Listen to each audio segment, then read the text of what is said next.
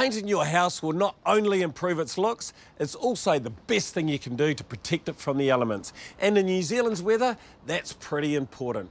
A coat of paint is your first line of defence against moisture, and with regular maintenance, a solid paint job should last you a good many years. Preparation is the key when you're painting, so I'll show you how to do it properly, then we'll get painting. I'm going to show you how to paint exterior weatherboards. Now from the outset, this house looks pretty tidy, but if you look really close, you can see a lot of bubbles throughout, probably about 70% of the weatherboards. Now generally bubbling happens because of poor preparation or applying paint on a surface that is too hot or in the direct sunlight. Whatever your reason for repainting, whether you got crackly or bubbly or flaky paint, the preparation is pretty much the same. So our best friend in this sort of situation is one of these, very nice and cheap Linbide paint scraper. This here is going to do a mountain of work that a sander would take hours to do. So the first thing we need to do before we do any painting is prep the outside of this with our scraper, then we're going to come back with a sander. Okay, now just before I crack into it, I'll put on some protective clothing, got gloves, a good paper suit and a really good respirator. The reason for this is there may be lead-based paint in this old house, so I've also put down a drop cloth that's going to capture any of the flaking paint. Now if you think there is lead in your paint, you might want to contact the local authorities about the disposal of that old paint.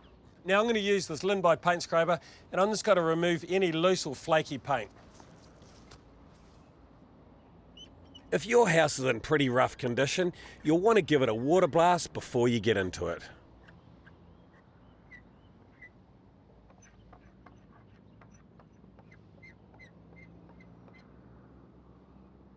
Okay, I've scraped back all the loose and bubbly bits. Now you can see exactly where all those bubbles were, and I've scraped that back nearly to the bare timber. So I've got about 6 or 7 layers of paint in there. So what I need to do is use a sander to feather that out so it's nice and smooth. Now, the best sort of sander that you can use is one like this. It's an orbital sander. It's 125mm. The good thing about these is it's aerated, so the disc isn't getting hot, so you're not continuously replacing this as if you were using a belt sander. Now, I've got an 80 grit on here. If I find that's not sanding it back enough, I could probably go to a 60, but usually you start a little bit higher and work your way down if it's not doing the job. But otherwise, I think I'm going to start with an 80, then I'll work my way up to a 120.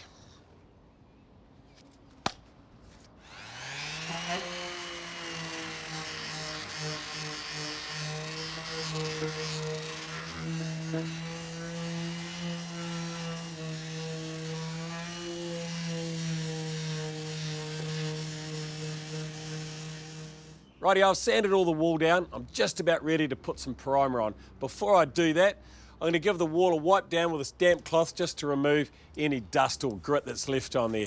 Now, I've also taped up down our scraper using some masking tape.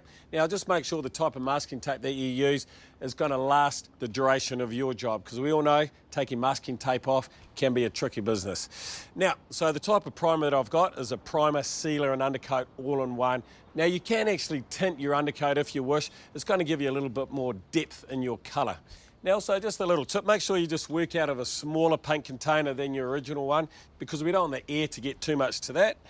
And I'm pretty much going to paint the entire surface of this weatherboard, because I've sanded pretty much the whole face of it, and a lot of areas are back to the bare timber. So just to be safe, I'm just going to paint the whole lot of the weatherboards, and it's going to give me overall a nicer finish.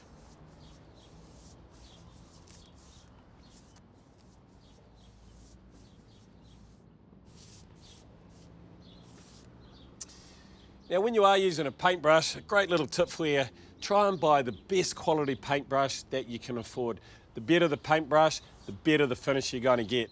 When you are painting weatherboards like this, you are going to get a better finish. Once I've come right to the middle here, I'm going to start from the dry side and then work my way back into the wet side. If I was to carry on like that, I'm just going to continuously getting these little stop and starty paint marks, and it's not going to look as good as if I've come halfway across like that. Get a nice one line stroke, then I'm going to start from my dry side and blend into it.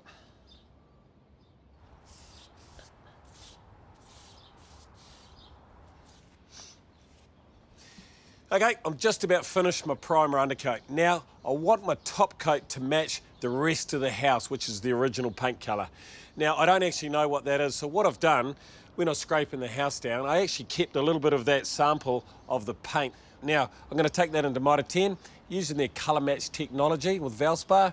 I can get that exact colour so everything matches up perfectly.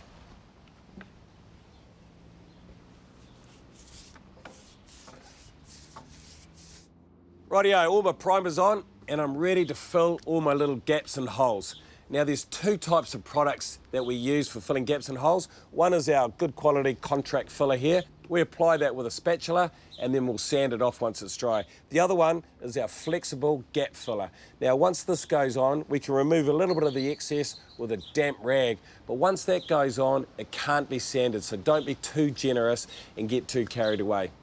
So I've punched all my nails, and I've also applied a little bit of the rust killer over the top of the bare nails, so I'm ready to put in our filler.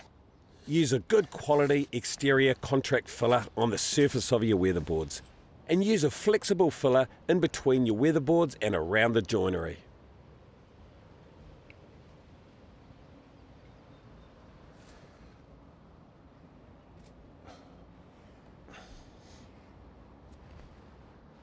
Okay, all my fillers are dry. I'm now ready to give the wallboards and the filler a light sand back. I'm using a 180 grit on this nice little easy to use hand sander.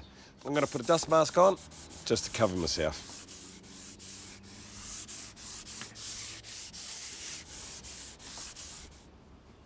And make sure you dust down after sanding.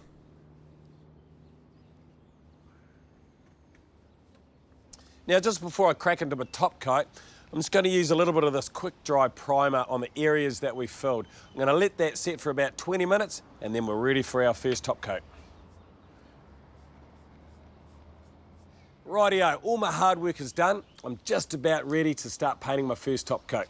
Now, because this house here is pretty old, I've decided to use a primer. The reason for that was that's going to hide any slight imperfections that might be in the weatherboard. Now, if you're painting a new house with this Valspar paint, it's a primer and paint in one, so you can just apply this straight to the weatherboards.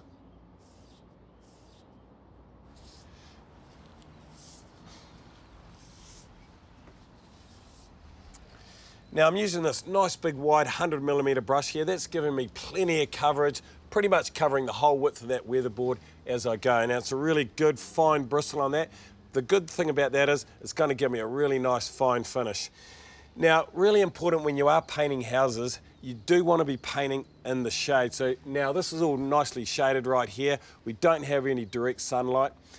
If I did have direct sunlight, what would happen is the paint would dry too soon and then later on it'll bubble pretty quickly. It's also important to make sure it's not too cold or damp when you are painting.